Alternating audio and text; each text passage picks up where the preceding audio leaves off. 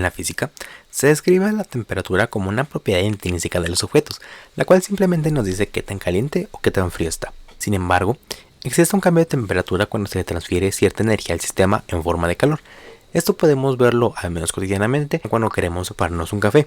Cuando agarramos agua que usualmente está a temperatura ambiente, le suministramos una fuente de fuego que le aplica calor y hace que la temperatura de este cambie para poder tomarnos un café caliente. En general, existe un flujo de calor cuando la temperatura varía en un sistema, de modo que, si consideramos dos cuerpos aislados, es decir, que no interactúen con sus alrededores de ninguna manera, estos llegarán a un equilibrio térmico cuando las temperaturas sean iguales. Este concepto es el que nos lleva a la ley cero de la termodinámica, de cual nos dice que si dos cuerpos en equilibrio térmico con otro tercero, entonces esos dos cuerpos están en equilibrio térmico.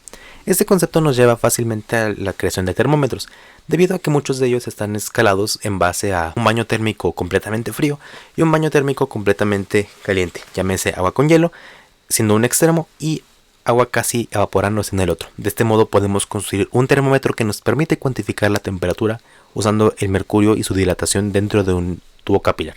Esto nos describe muy bien un fenómeno muy curioso que podemos notar de nuevo en nuestro ejemplo del café.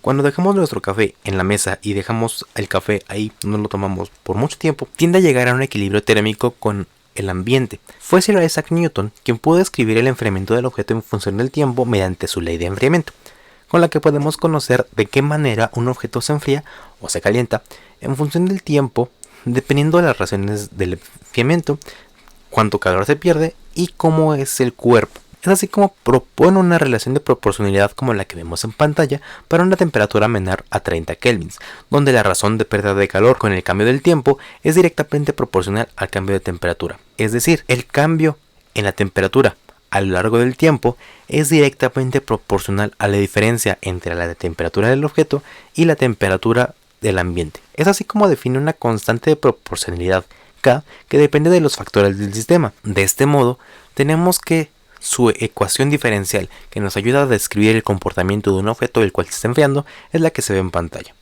Esto podemos expresarlo como T' más K de T, distribuyendo la constante entre estos factores, igual a K de T0, lo cual podemos considerar esto como constante, debido a que a pesar de que la temperatura ambiental no es exactamente constante todo el tiempo, en una medición corta podemos tomarla como constante.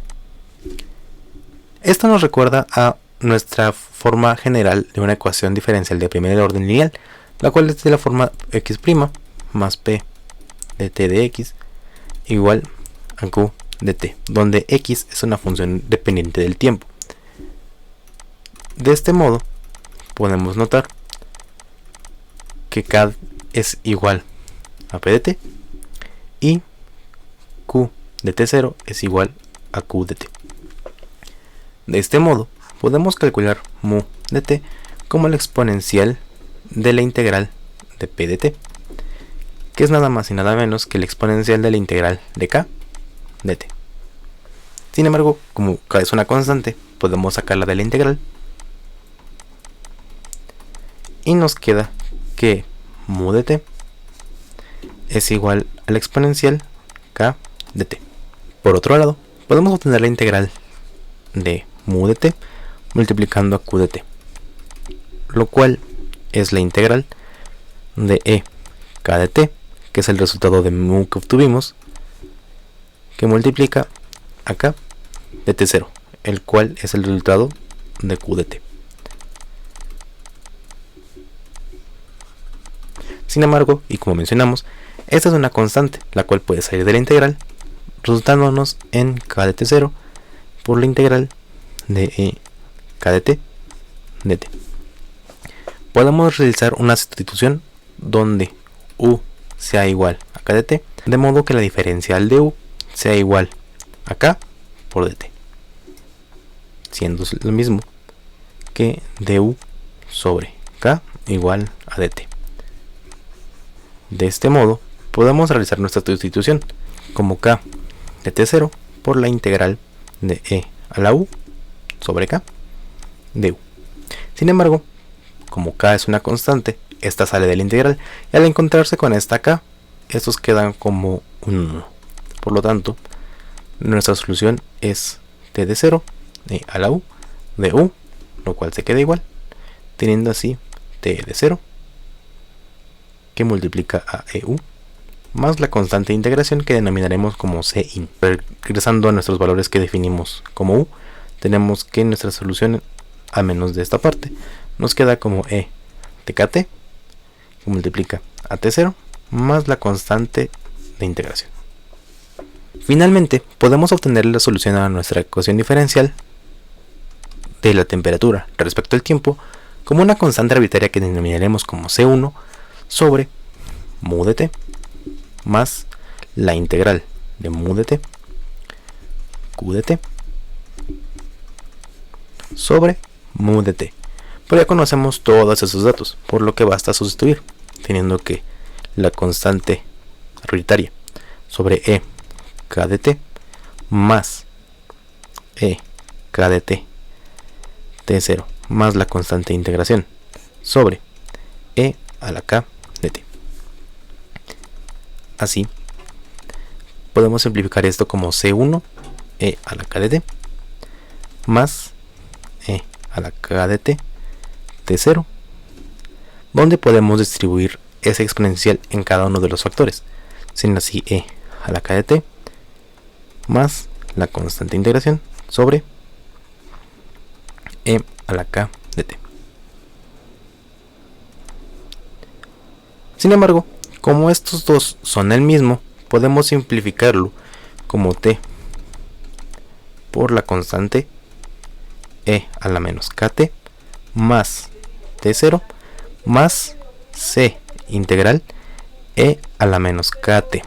Sin embargo, podemos ver que estas constantes comparten e a la menos k de t, por lo que podemos agruparlas como t0 igual a e a la menos k de t C1 más Cin más T0. Pero esta suma de constantes nos va a dar otra constante. Digamos, si tenemos un número 2, que es una constante, más otro número 4, que es una constante, el resultado 6 sigue siendo una constante. De este modo, podemos decir que C integral más C1 es igual a otra constante completamente arbitraria que denominaremos simplemente como C. Finalmente, tenemos que nuestra función de la temperatura respecto al tiempo es igual a E menos K de T que multiplica C más la temperatura inicial. Sin embargo, tenemos un caso bastante interesante. Supongamos que tenemos un vaso de precipitados en el cual tengamos alguna sustancia, algún fluido, el cual esté sujeto a un enfriamiento.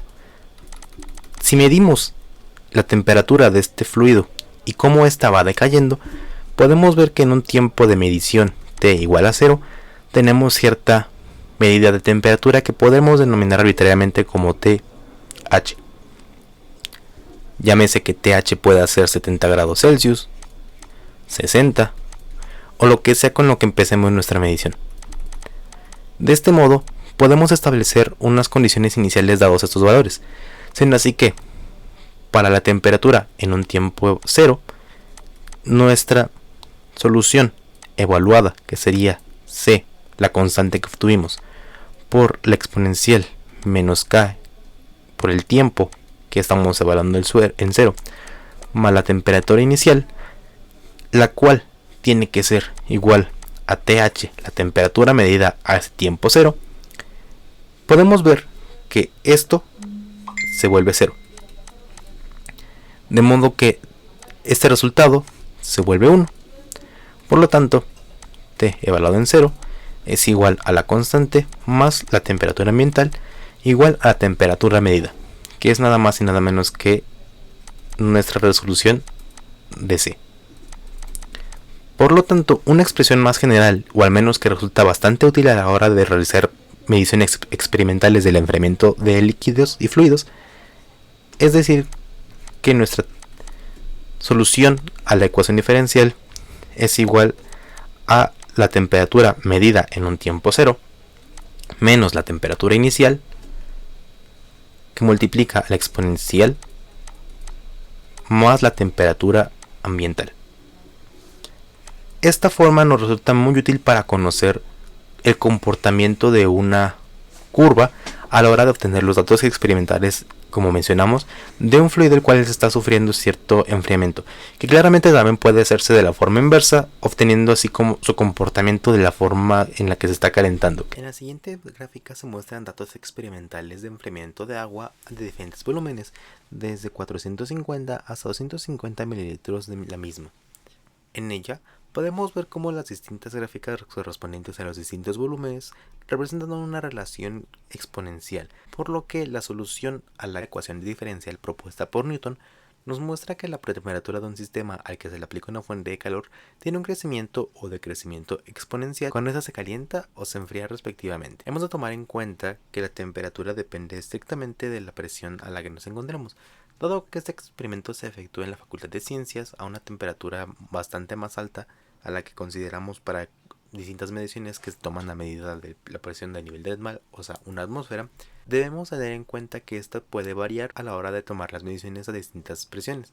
Sin embargo, podemos ver que a pesar de ello, la solución a la ecuación diferencial nos puede predecir correctamente el comportamiento del enfriamiento de un objeto y poder predecir cuándo éste dejará de enfriarse y cuándo llegará a un equilibrio térmico.